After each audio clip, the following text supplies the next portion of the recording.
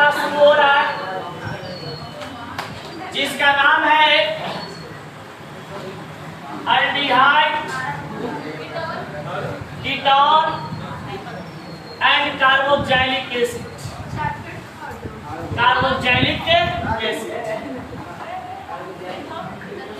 ये aldehyde, ketone, carboxylic acid, इस chapter से आपका 8 मार्क्स का क्वेश्चन आता है, समझ गए? इस चैप्टर को जरा ढंग से पढ़ेंगे, सॉरी 8 नंबर का नहीं, 2 2 4 2 6 मार्क्स, ये 6 मार्क्स का क्वेश्चन पूछे जाते हैं। एल्डिहाइड, कीटोन तथा कार्बोक्सिलिक एसिड, कार्बोक्सिलिक। चलो देखिए, यहाँ पर आपके पास बताया गया कि एल्डिहाइड, कीटोन, कार्बोक्सिलिक एसिड ये कार्बोनिल कंपाउंड का फॉर्मेशन करता है, यानी कि ये सभी कार्बोनिल ग्रुप कहे जाते हैं। यानी कि एल्डिहाइड, कीटोन और कार्बोक्सिलिक एसिड यहाँ पर बोल सकते हैं हम लोग कि aldehyde, ketone and carboxylic acid, carboxylic acid are known as carbonyl group, is known as carbonyl group। अब जरा सा समझना कि ये कार्बोनिल ग्रुप होते क्या, यानी कि इसका हिंदी बहुत आसान है, लिख सकते हो एल्डिहाइड, कीटोन एवं या कीटोन तथा कार्बोक्सिलिक एसिड, कार्बोक्सिलिक अम्ल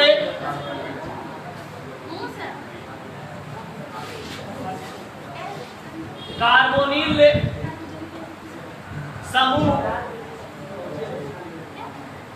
के नाम से जानते हैं। देखिए यहाँ पर जब भी ये कार्बोनिल की बात करता है तो कार्बोनिल का मतलब जरा सा समझना है। यहाँ पे ये बोलता है भैया आपके पास कार्बोनिल ग्रुप, तो कार्बोनिल ग्रुप तभी हम बोल सकते हैं जब कार्बन और ऑक्सीजन के बीच में कैसा बॉन्ड बने, डबल। यानी कि जब आपके किसी कंपाउंड का स्ट्रक्चर बनाते हैं या किसी फंक्शनल ग्रुप का आप स्ट्रक्चर बनाते हैं और उस स्ट्रक्चर में कहा जाता है आपके पास कि आपका यहाँ पर कार्बन और ऑक्सीजन के बीच में किस प्रकार का बंधन बने, जब कार्बन और ऑक्सीजन के बीच में डबल बॉन्ड बनता है, इसको हम डायरेक्ट कह देते हैं क्या चीज, कार्बोनिल।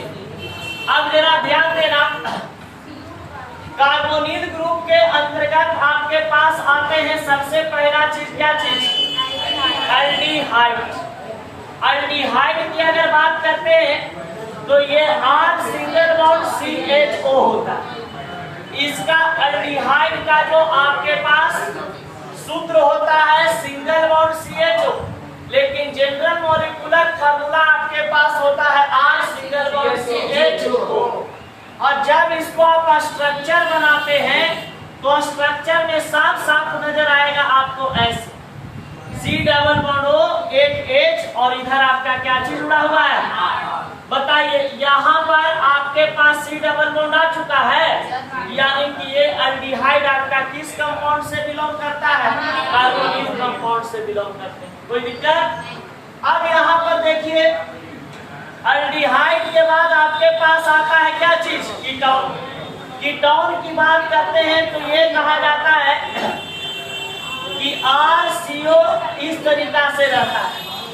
अब ये आपके पास double R single bond CO होता है और इसको स्ट्रक्चर बनाइएगा तो ऐसे बनेगा C डबल बॉन्ड O, एक तरफ R और एक तरफ R।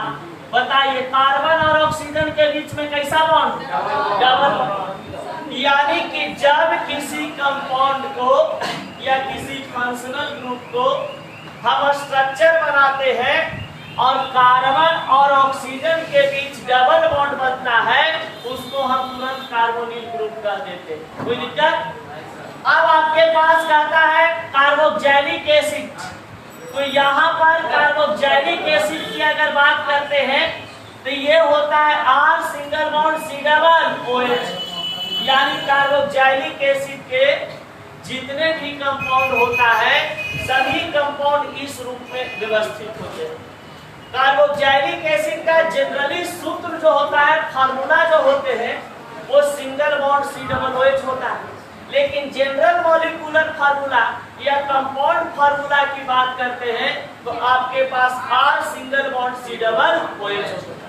और जब इसका आप स्ट्रक्चर ड्रा कीजिएगा तो आपके पास C डबल बॉन्ड O, यहाँ इधर हो जाता है आपके पास O सिंगल बॉन्ड H, और इधर क्या जुड़ जाता है R C डबल OH आ गया, R C डबल OH और R, तो यानी एक R इधर एक R उधर, और C डबल बॉन्ड O। कोई दिक्कत? RCHO अवेलेबल है कि नहीं है? यानी कि जिसमें आपका कार्बन और ऑक्सीजन के बीच डबल बॉन्ड स्ट्रक्चर में दिखाई दे दे, उसको हम क्या बोलते हैं?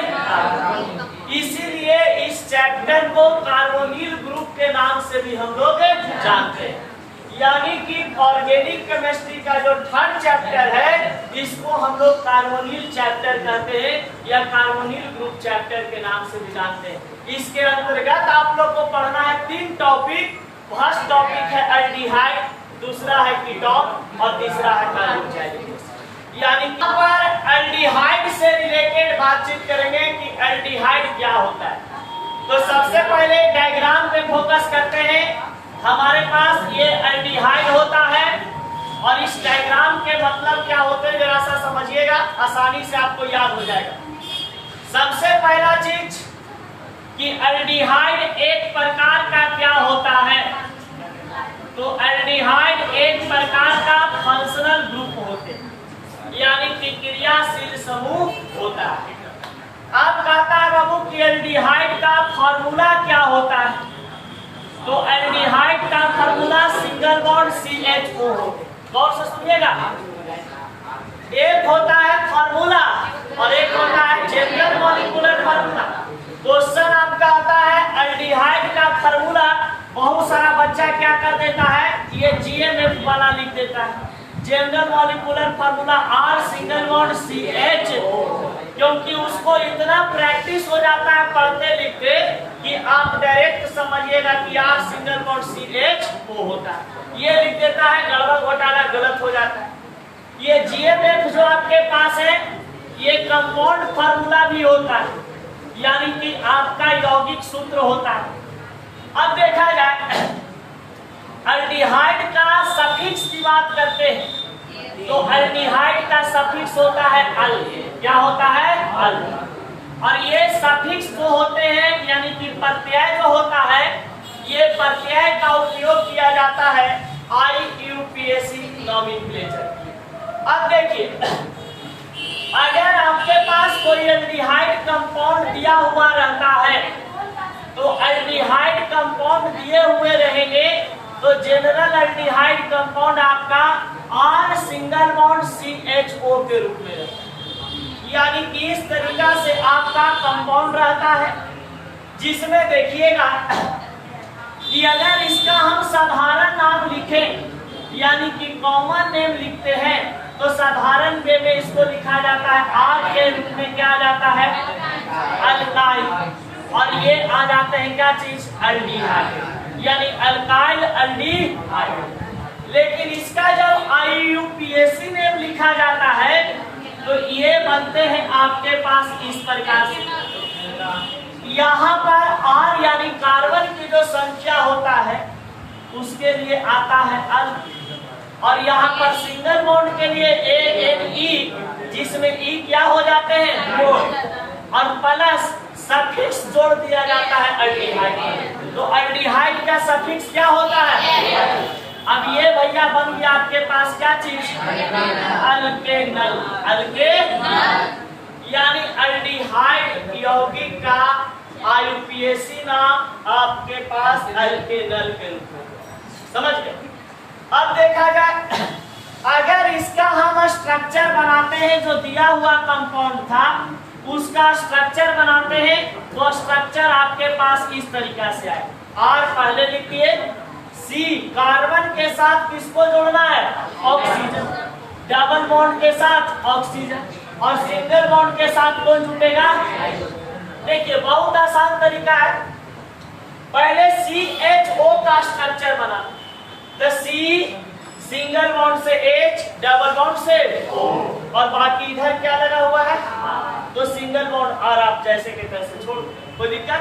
तो मुख्य रूप से पहला स्ट्रक्चर इसको बनाना, ये स्ट्रक्चर बन जाएगा, अपने आप बन जाएगा। अब देखिए अगर हम एल्डिहाइड की बात करते हैं, तो यहाँ पर एल्डिहाइड कंपाउंड आपके पास यहाँ पर भी आपका कुछ अलग अलग होते हैं, यानी कि मोनो, डाई, ट्राई इस रूप में काम करते हैं। तो वो नोमेनक्लेचर में आपको कंप्लीट करवा दिया जाएगा। अब यहाँ पर कहा जाता है कि एल्डिहाइड एक प्रकार का कार्बोनिल ग्रुप भी कहे जाते हैं, यानी कि एक प्रकार का कार्बोनिल ग्रुप कहा जाता है। तो बताइएगा कि ये कार्बोनिल ग्रुप जो आपके पास है ये क्या चीज का निर्माण करेगा? कार्बोनिल कंपाउंड का, यानी कि एल्डिहाइड का कंपाउंड। सुनना गौर से, आगे मिलेगा तो वहां पे नहीं करना कि सर कैसे कार्बोनिल कंपाउंड में डिसॉल्व हो रहा। कार्बोनिल कंपाउंड क्या होते हैं पहले ही बता दे रहे हैं, वहां पे नहीं बताने चाहिए।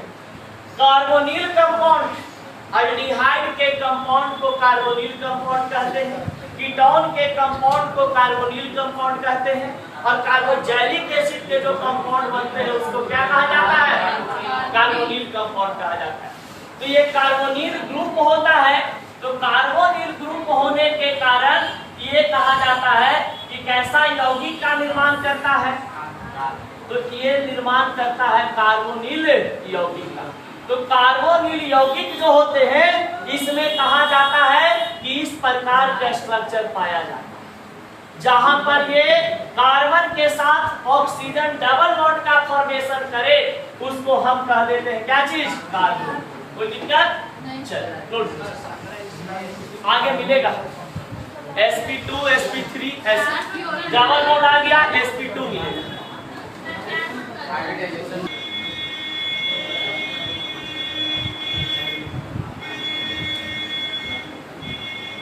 चलिए इसको लिखिए और साइलेंटली बैठिए। ये सब चीज को समझा दिया ना?